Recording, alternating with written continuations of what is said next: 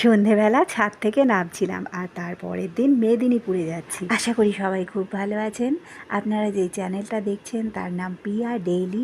তো সঙ্গে থাকুন, দেখতে থাকুন আজকের পুরো ব্লগটা।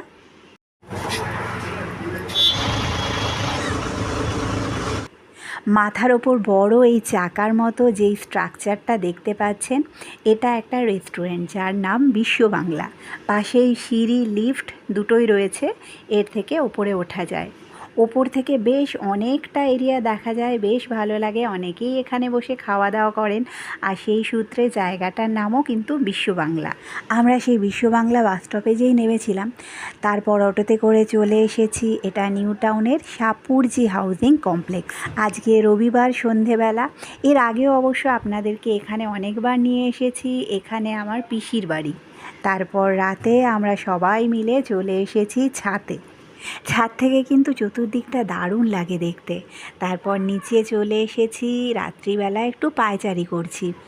যেহেতু এটা একটা কমপ্লেক্সের মধ্যে অনেক সিকিউরিটি আছে, রাত্রিবেলা অনেক রাত পর্যন্তই লোকজন এখানে হাঁটা চলা করেন। অনেকে আবার গাড়িতে করেও খেয়ে দিয়ে ঘুরতে বেরিয়ে যান। তারপর এই জায়গাটায় বসে সবাই মিলে একটু গল্প হলো। এবার বাড়ি ফিরে যাচ্ছি। এখানে একদিন থেকে তারপর এটা আমাদের বাড়ির ছাদে পরের দিন বিকেলবেলা। আপনাদের সাথে তো এটা শেয়ার করেছি যে বাড়িতে থাকলে বিকেলবেলা আমি ছাদে একটু পায়চারি করি। তারপর সন্ধে হয়ে আসছে, এখন নিচে নেমে আসছি। তারও দুদিন পর বাসে উঠে এখন যাচ্ছি মেদিনীপুরে একটা অনুষ্ঠানে যাচ্ছি। এই জায়গাটা হলো বালি থেকে আরেকটু এগিয়ে।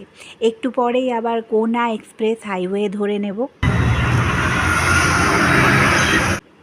সামনের দিকে সিট পেলে বেশি ভালো লাগে, তবে যাই হোক আজকে অবশ্য সিটটা পেয়েছি বাসের মাঝামাঝি।